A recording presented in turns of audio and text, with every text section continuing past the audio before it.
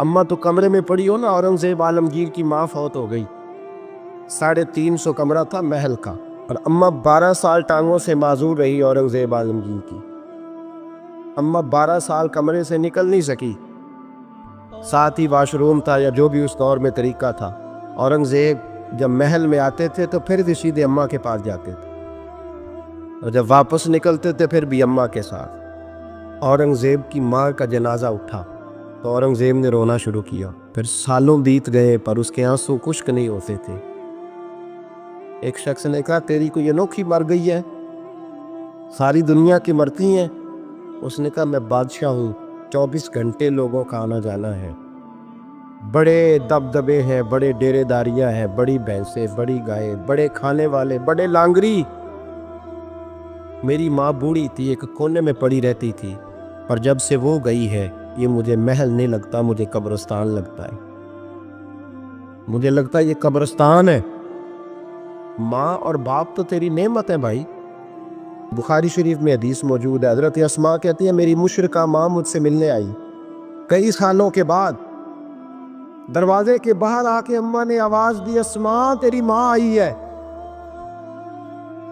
حضرت اسماء تیزی سے اٹھی، ماں ملی ہے نا کئی سالوں کے بعد، لیکن جا کے بغل گیر نہیں ہوئی، بلکہ اماں دروازے پہ تھی تو جناب اسماء نے اندر سے کنڈی لگا لی، دوڑ کے اٹھ کے کنڈی لگائی اور کہا جاؤ حضرت عائشہ صدیقہ کو میرا پیغام دو کہ محبوب سے پوچھ کے بتائیں کہ مشرکہ ماں آئی ہے، اگر نبی پاک کہیں گے تو اماں سے ملو گی، اس لیے کہ میرا سارا کچھ میرے نبی سے وابستہ ہے، میرا سارا کچھ محبوب کے قدموں سے وابستہ ہے، حضور اجازت دیں گے، یہ بخاری مسلم میں موجود، پھر ملوں گی۔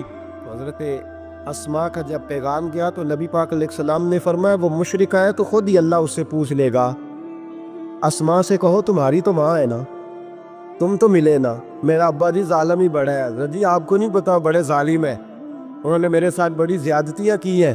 او بھائی میرے محبوب سے بھی ایک صحابی نے کہا تھا یا رسول اللہ آپ کہتے ہیں والدین کی فرما برداری کرو، تو اگر والدین ظلم کرے، والدین اگر ظلم کرے، میرے محبوب کی زبان سے ایک حرف بھی کبھی فضول نہیں نکلا، بلکہ رب جب فرماتا تھا تو محبوب بولتے تھے، اس نے ایک دفعہ کہا حضور اگر والد ظلم کرے، نبی پاک نے 3 دفعہ فرما او یظلمو او یظلمو او یظلمو، اگر وہ ظلم بھی کرے ظلم بھی کرے ظلم بھی کرے تو پھر بھی تو نے ماں باپ کی فرما برداری کرنی۔ 3 دفعہ محبوب نے ارشاد فرما۔ حضرت اسماء کہتی ہے حضور نے فرمایا تیری تو والدہ ہے نا تو مل، پھر پیغام بھیجا کہ یا رسول اللہ وہ کچھ تحفے بھی لائیں گے، اگر اجازت ہو تو قبول کروں، فرمایا تیرے لیے اجازت ہے۔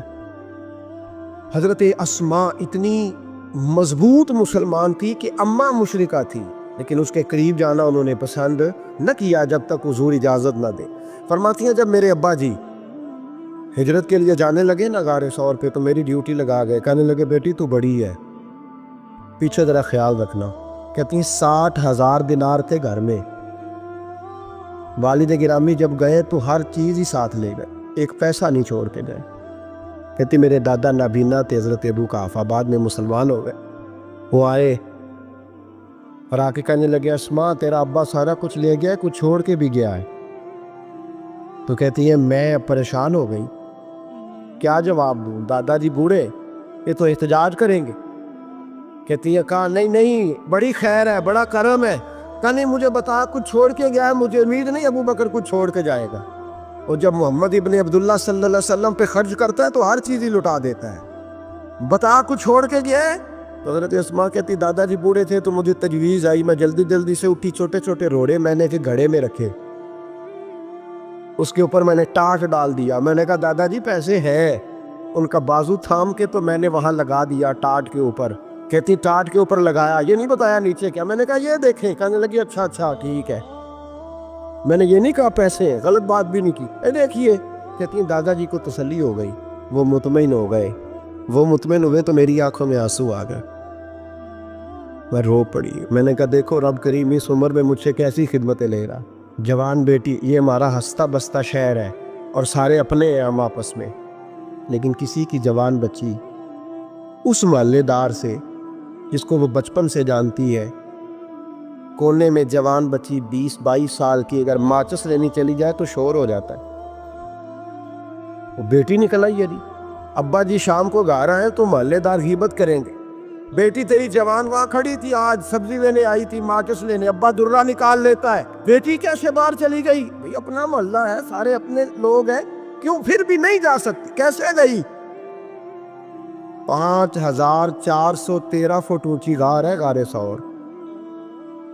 اور جب ہم وہاں جاتے ہیں تو تجربہ کار حاجی مشورہ دیتے ہیں، کہتے ہیں سویرے سویرے جانا فجر کی نماز کے وقت، ورنہ دوپہر میں جانا بڑا مشکل ہوتا ہے.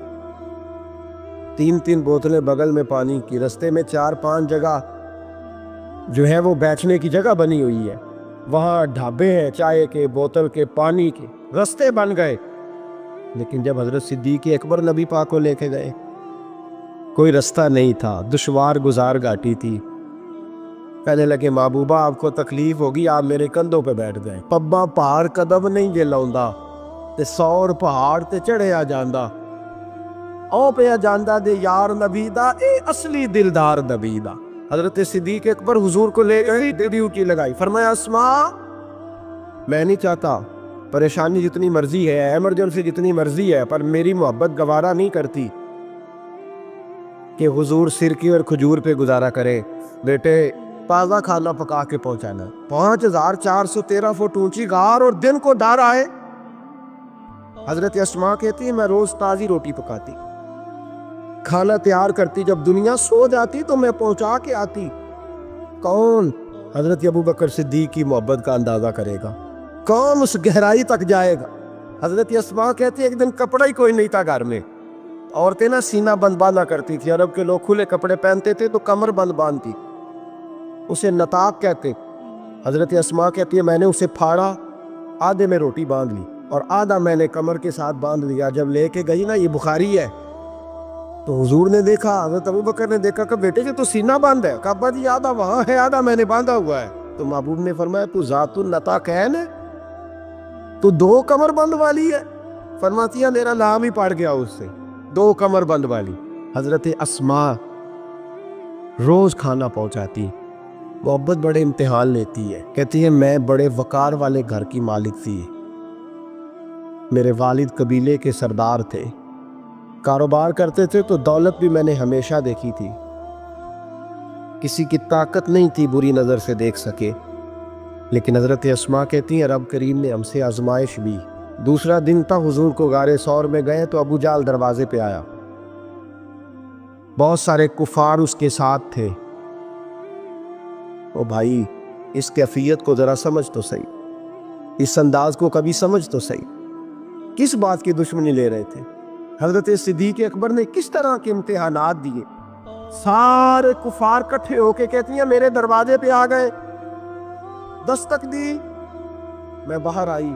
ابو جہل کہنے لگا کہاں گیا ہے تیرا والد محمد ابن عبداللہ کو لے کے صلی اللہ تعالی علیہ وسلم، کہاں گئے؟ جناب اسماء کہتی ہیں اب میرے لیے بڑی مشکل ہو گئی، جھوٹ بولتی ہوں تو شریعت نہیں بچتی، سچ بتاتی ہوں تو وفا نہیں بچتی، کدھر جاؤں؟ کہتی ہیں پیروں میں زنجیریں ہیں، غلط بات کیسے کروں؟ اس نے پھر پوچھا بولتی کیوں نہیں، کہاں گئے؟ میں خاموش تھی.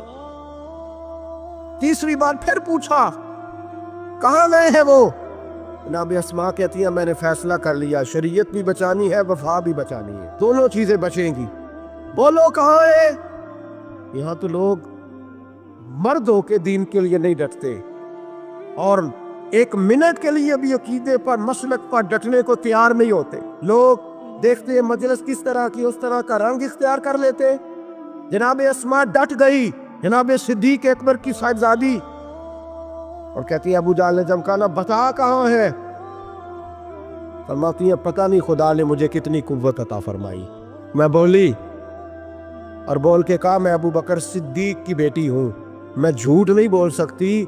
کہنے لگی ابو جہل سن، مجھے پتا ہے وہ دونوں کہاں ہیں، اور میں تمہیں بتاؤں گی کوئی نہیں، مجھے پتا ہے، پر میں تمہیں ہو ہلکا یارا تو بریشم کی طرح نرم، رزم حق کو باطل ہو تو فولاد ہے مومن. پتا ہے مجھے وہ کہاں ہے، پر جرت ہے تو پوچھ کے دکھا. کہتی ہیں چوک تھا مکے کا اور میرا عزت والا گھرانہ تھا، पर अबू जाल ने भरे बाजार में मेरे मुंह पे थप्पड़ मार दिया। कहती है मेरे कान में बाली थी, नीचे पत्थर था, मैं उसके ऊपर गिरी तो मेरा कान फट गया। लोगों ने अबू जाल को पकड़ा ले गए। फरमाती हैं वो आजमाइश भी मैंने दी, इम्तिहान भी दिया, फिर मैं अंदर आई और मैंने फिर अपने उस बहते हुए खून को अपने कपड़े के साथ साफ किया, मुंह को लपेटा और फिर मैं खाना पकाने लगी। कहती हैं उसी तरह खाना पकाया, उसी तरह तैयारी की। गारे सौर पे जो पहुंची तो अबू बकर सिद्दीक ने लिपटा हुआ मुंह देखा। बेटी को तकलीफ में देखे और फिर बाप रात सो जाए, ये हो नहीं ना सकता।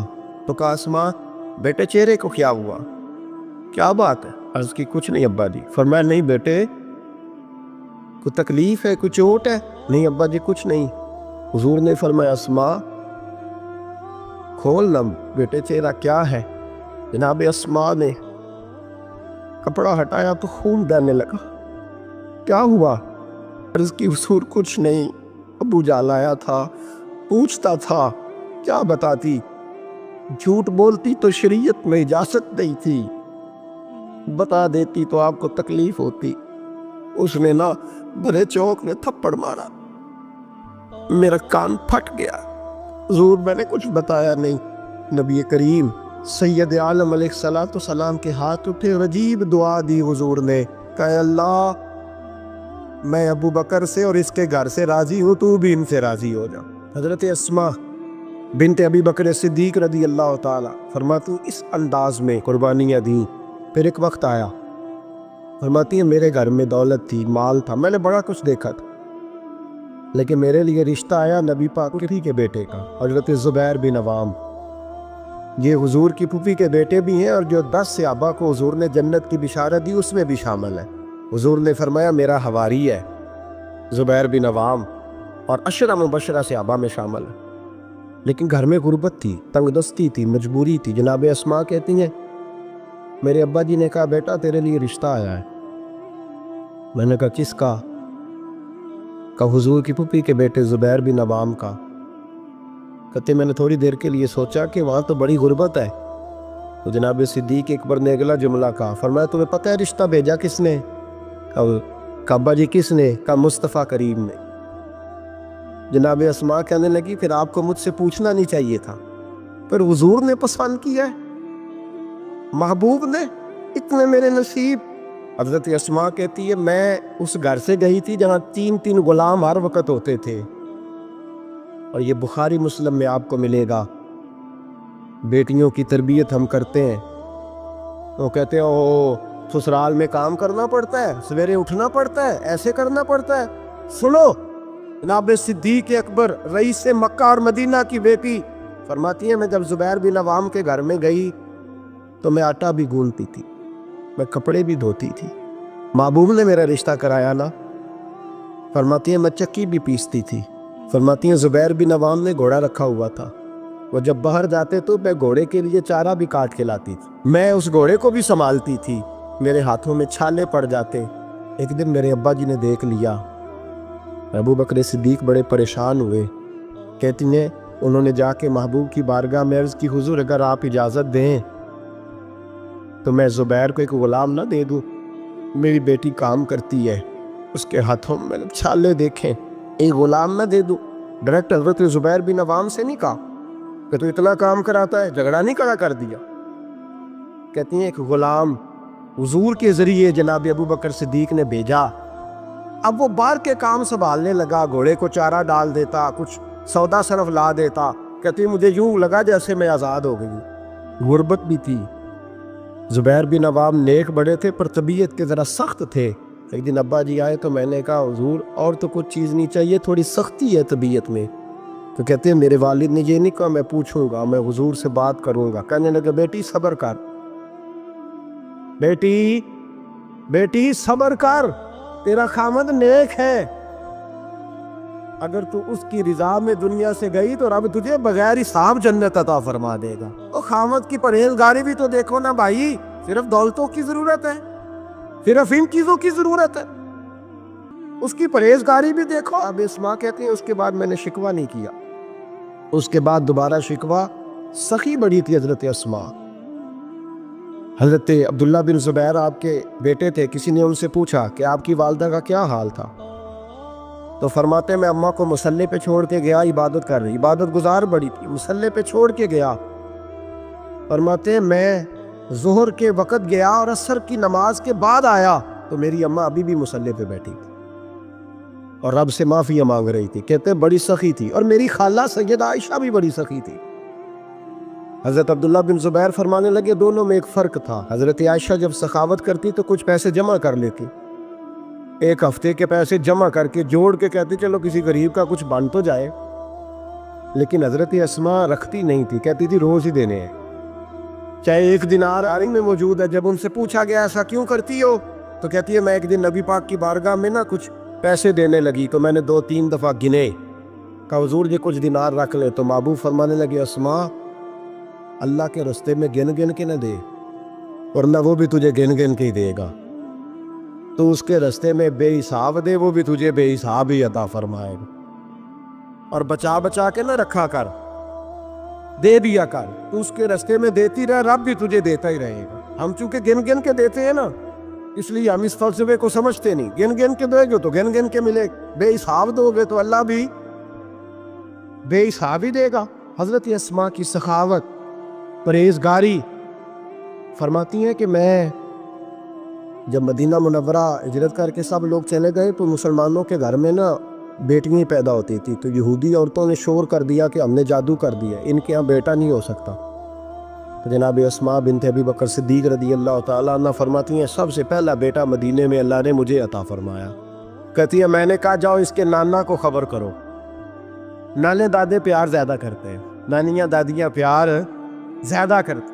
تو کہتی ہیں کہ میں نے نا کہا جاؤ نانا کو خبر کرو. تو کہتے جناب صدیق اکبر دوڑے آئے تو پہلے دن کا بچہ ہی اٹھا کے لے گئے. ابا جی بات تو سنے, عمر ٹھہر جا سن لیتے. کہتے لپیٹا میرے عبداللہ کو لے گئے اور سارے مدینے کی گلیوں میں شور کر او یہودیوں نکلو باہر دیکھو, تم کہتے تھے جادو کر دیا ہے, اللہ نے ہمیں بیٹا عطا فرما دیا ہے, دیکھو اللہ نے بیٹا دیا. کہتی پھر سارا مدینہ گھما کے نا تو مصطفیٰ کے پاس لے گئے. کہا یا رسول اللہ دیکھے اللہ نے نواسا دیا ہے.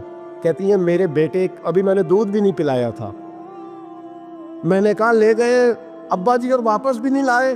کہتے حضور کے پاس جب لے کے پہنچے تو نبی پاک نے کھجور منہ میں رکھی, اسے دانتوں کے ساتھ اس طرح چبایا کہ ذرے ذرے میں حضور کا لعاب دہن شامل ہو گیا. وہ کھجور حضور کے لعاب دہن میں گویا گون دی گئی. فرماتی ہیں اس کو نکال کے تو محبوب نے میرے بیٹے کو گٹی عطا فرمائی, عبداللہ نام رکھا. حضرت اسماء کہتی ہے جب واپس آئے میں نے کہا ابا جی میں نے تو ابھی اسے دودھ بھی نہیں پلایا تھا. تو کہنے لگے مبارک ہو, اس کے سینے میں جو سب سے پہلی غذا گئی ہے وہ میرے نبی کا لعاب دہن گیا ہے. حضرت عبداللہ بن زبیر جوان ہوئے, ابھی 7-8 سال عمر کی تھی کہ تو ان کے والد حضرت زبیر بن عوام حضور کے پاس لے گئے. کہنے لگے یا رسول اللہ اسے بیعت بھی کر لیں. محبوب کا بیعت بھی کرا دیا. مسلمان تو پہلے ہی تھے, مسلمانوں کے گھر میں یہ وہی بیعت ہے جو ہم اپنے مشائخ کے ہاتھوں پہ کرتے. اس کی اتنی اہمیت ہے کہ حضرت زبیر بن عوام نے 6-7 سال کا بچہ بھی محروم نہیں رہنے دیا. حالانکہ کلمہ تو وہ شروع سے پڑھتے تھے. یہ بیعت اگر کلمے کی ہوتی تو وہ تو پہلے پڑھ رہے تھے. یہ وہی بیعت ہے جو ہم اپنے بزرگوں کے ہاتھوں پہ کرتے ہیں کہ کوئی بندہ بغیر مرشد کے اور بغیر پیر کے رہ نہ جائے. حضرت زبیر بن عوام نے بیعت بھی کرا دیا. فرماتی ہیں اب یہی بچے جوان ہوئے. حضرت زبیر بن عوام تو جلدی وصال کر گئے. حضرت عبداللہ بن زبیر فرماتے ہیں میری اماں کی عمر 100 سال کے قریب ہوئی, نابینا ہو گئی تھی دونوں آنکھوں سے. میں کپڑے لا کے دیتا تھا تو حضرت اسماء کا طریقہ یہ تھا کپڑے کو ہاتھ لگا کے دیکھتی. 100 سال کی بوڑھی اماں ہاتھ لگاتی, کہتے بیٹے باریک ہے. محبوب نے بیبیوں کو چھپ کے رہنے کا حکم دیا ہے, ان کو نہ تھوڑا موٹا کر کے لا. کہتے اماں جی آپ نے ہاتھ سے دیکھا ہے, صحیح ہے آپ پہن لے. کہتے میری اماں رو پڑتی. کہتے بیٹا بی بی کا زیور اس کا پردہ ہوتا ہے, تو مہربانی کر مجھے موٹا کپڑا لا کے دے تاکہ میں اپنے آپ کو چھپا کے رکھوں. میں نے چھپ کے زندگی گزاری ہے, میں چھپ کے اللہ کی بارگاہ میں جانا چاہتا ہوں, مجھے پردے دار رہنے. امام حسین رضی اللہ تعالیٰ عنہ کی شہادت کے بعد ان کا جھنڈا حضرت عبداللہ بن زبیر نے اٹھایا, انہی کا جھنڈا.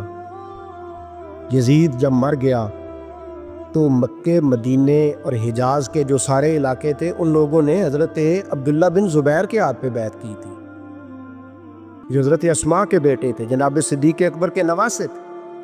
وہ خلیفہ بن گئے، امیر بن گئے مسلمان۔ دوسری سائڈ پہ شام والی سائڈ پہ عبد الملک بن مروان بنا۔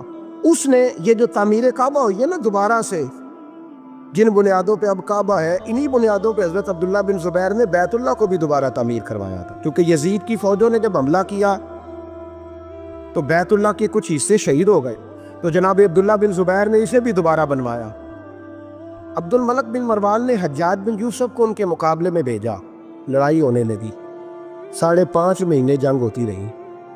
حضرت عبداللہ بن زبیر کی فوجیں کچھ تو شہید ہو گئے، لوگ کچھ بکھر گئے، آپ اکیلے رہ گئے۔ کہتے میری 100 سال کی بوڑھی اماں، میں اماں سے مشورہ کرنے آیا، حضرت اسماء سے۔ بچے اس لیے بزدل ہوتے ہیں کہ باپ انہیں دلیری سکھاتا ہی نہیں۔ کہتے 100 سال کی بوڑھی اور نابینا اماں، کیوں نہیں بچے جہاد کے لیے تیار ہو رہے؟ مائیں کہتی ہیں شاید گھر میں رہیں گے تو موت نہیں آئے گی، شاید ہی اندر رہیں گے تو بچ جائیں گے۔ فرماتی 100 سال کی بوڑھی اماں سے جا کے کہا اماں اب تو میں تقریباً اکیلا رہ گیا ہوں، کیا کروں؟ تو کہتے میری ماں کہنے لگی حضرت اسماء بیٹے پہلے تو یہ بتا کہ تو حق پہ ہے کہ نہیں؟ کہ میں نے کہا اماں ہوں تو میں حق پہ۔ تو کہنے لگی جا پھر میدان میں کھڑا ہو جا اور جا کے لڑ، جب تک رب کو منظور ہوگا تجھے زندگی دے گا، اور بیٹا یاد رکھ جسے شہادت ملتی ہے اسے بھی اللہ کی مدد کے ساتھ ہی ملتی ہے، شہادت بھی اللہ کی مدد سے ملتی ہے، میدان میں جا۔ تو کہتے میں نے اپنی اماں سے کہا اماں یہ جو حجاج ہے بڑا ظالم ہے، سنا ہے جب کسی کو قتل کرتا ہے تو لاش کے ٹکڑے ٹکڑے کر دیتا ہے، وجود سارا کاٹ ڈالتا ہے۔ تو کہتے میری اماں میرے کندھے پہ تھپکی دے کے کہنے لگی بیٹے بکرے کو صرف ذبح ہوتے وقت تکلیف ہوتی ہے، جب اس کھال اتاری جائے تو کوئی تکلیف نہیں ہوتی، جب اس کا گوشت بنایا جائے تو کوئی، تو بیٹے گھبرانا نہ، رہنا میدان کے اندر، دیکھنا میں تجھے بھاگتا ہوا نہ سنوں، جا میرا بیٹا اللہ تیری مدد کرے گا۔ حضرت عبداللہ بن زبیر کہتے ہیں میری ماں کی گفتگو نے میرے وجود کو فولاد کر دیا۔ فرماتے ہیں جذبہ جہاد میری اماں نے میرے سینے میں بھر دیا۔ جب میں نکلا میدان میں تو حضرت اسماء پھر پکارنے لگی، کہنے لگی عبداللہ یہ یاد رکھنا کہ تم اس کے بیٹے ہو جس کو میرے نبی نے اپنا حواری کہا تھا، اور نبی پاک نے تیرے باپ کو دنیا میں جنت کی بشارت دی تھی، اور یاد رکھنا کہ تیری دادی مصطفیٰ کی سگی پھپھی تھی، اور یہ بھی یاد رکھنا کہ تیرے نانا وہ ہے جنہیں دنیا صدیق اکبر کہتی ہے، اور یہ بھی ذہن میں رکھنا کہ تیری خالہ وہ ہے جو ام المومنین سیدہ عائشہ ہے۔ بیٹا جب میدان میں لڑنا تو اپنے خاندانی وقار کا ضرور خیال رکھنا، یاد رکھنا تم کون ہو، کس کے بیٹے ہو، کس کے بھانجے، کس کے بھتیجے، کس کے نواسے، خیال رکھنا۔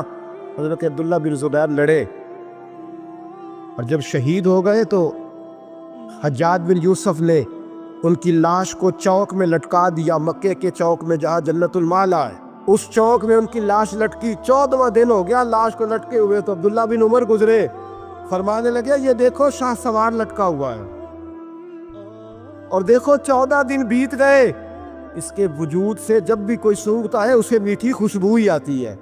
اور عبداللہ بن عمر فرمانے لگے خوشبو کیوں نہ آئے، اس کے وجود میں جو پہلی غذا گئی تھی وہ مصطفیٰ کا لعاب دہن داخل ہوا تھا۔ 14 دن گزر گئے، حجاج نے پیغام بھیجا حضرت اسماء کو میری بات سنو۔ آپ فرمانے لگی میں تو کسی کے پاس نہیں جاتی،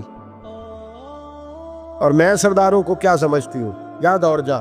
کہنے لگا میں زبردستی بلوا لوں گا۔ فرمایا طاقت ہے تو بلوا کے دیکھ، میں ابو بکر کی بیٹی ہوں۔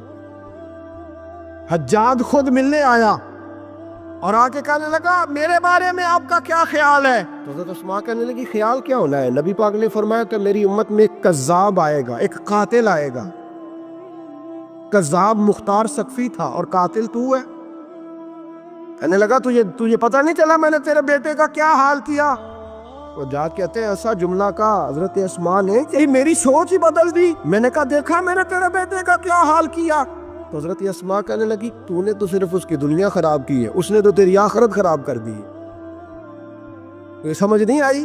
تو نے دنیا خراب کی، اس نے تو تیری آخرت خراب کر دی، ابھی تو سمجھا نہیں؟ تو کہنے لگا اماں تو بوڑھی ہے، تجھے شاید پتہ نہیں کہ تیرے بیٹے کی لاش لٹکی ہوئی ہے۔ تو کہتے ہیں حجاج کہتے ہیں حضرت اسماء کہنے لگی شکر ہے اللہ کا، شکر ہے اللہ کا، میرے بیٹا لٹک تو گیا ہے پر کسی ظالم کے آگے جھکا تو نہیں نا، شکر ہے اللہ کا۔ اور کہنے لگی شاہ سوار لٹکے ہی ہوتے ہیں، جو شاہ سوار ہوتے ہیں وہ سواریوں پہ ہی ہوتے ہیں، حجاج جا۔ حجاج بن یوسف کہتا ہے جب میں باہر نکلا تو بڑی بڑی تلواریں میرا سر نہیں جھکا سکی تھی، پر حضرت اسماء کے جملوں نے میری گردن جھکا دی۔ لوگ مجھ سے پوچھتے تھے فاتح کون ہے؟ آپ کے عبداللہ۔ تو حجاج کہتا ہے نہ میں اور دوسروں کو تو وہ ماننے کو تیار ہی نہیں تھا نا۔ کہتا ہے فاتح دیکھنا ہے تو وہ ابو بکر کی بیٹی اندر بیٹھی ہے، وہ سب سے زیادہ فاتح، وہ فاتح ہے، اس کا حوصلہ جوان ہے، جس کے سینے میں ایمان کی قوت تگڑی ہے، جو آج بھی ان اصولوں پہ قائم ہے جو مصطفیٰ نے دیے تھے۔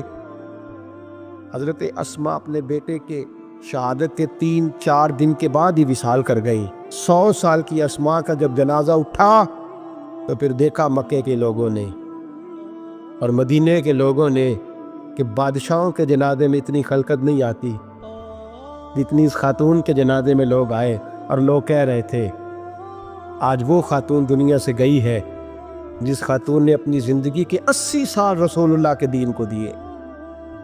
بھائی یہ بات آج اس لیے ان کا ذکر، چونکہ ان کا وصال بھی جمادی الثانی میں ہوا، اس لیے چھیڑا ہے۔ اپنے گھروں کے اندر ہم نے تربیت کا، بیٹیوں کی تربیت کا وہ والا ماحول بنانا ہے جو حضرت اسماء بنت ابی بکر کا تھا۔ ہماری بچیاں کہتی ہیں دکھ ہی بڑے تھے، غربت ہی بڑی تھی، ساری زندگی ٹینشن کی نظر ہی ہو گئی، ہم کیسے جمع ہوتے۔ وہ تو امیر گھر سے غریب گھر میں آئی تھی، غربتوں کی ٹینشن نے کبھی انہیں پریشان نہیں کیا بلکہ ان کے ایمان کو جلا بخشی، توانا رہیں۔ جب مائیں حضرت اسماء جیسی ہوتی ہیں تو بیٹے حضرت عبداللہ بن زبیر جیسے پیدا ہوتے ہیں۔ اتنے تگڑے اور دلیر بیٹے پھر دنیا کو ملتے ہیں۔ بچیوں کی تربیت کریں، سارا دکھ روٹی کا ہی ہے، دولت کا ہی ہے، جائیداد کا ہی ہے، کھانے پینے کا ہی ہے، اور بھی غم ہے زمانے میں محبت کے سوا، کچھ اور بھی توجہ کریں بھائی، یہ تو ایک جوز ہے، تو ایک جوز ہے صرف زندگی کا، باقی ساری زندگی تو آگے پڑی ہوئی۔ ان کی تربیت کریں، اصل نہج پر انہیں سمجھائیں۔ حضرت اسماء نے روشن کردار ادا کیا، تقوی، پرہیزگاری، عبادت، سخاوت، رسول اللہ کی نوکری، نبی پاک کی کامل محبت، اپنے بچوں کی تربیت، حضور کی ہر بات کے ساتھ وفا ان کا ترہ امتیاز رہا۔ وہ ہمیں سبق دے کے گئیں اگر دنیا میں زندہ رہنا ہے تو محبوب کے بن کے رہو، زندہ رہو گے، تابندہ رہو گے، پائندہ رہو گے، ہمیشہ مدحت خیر الانام میں گزرے۔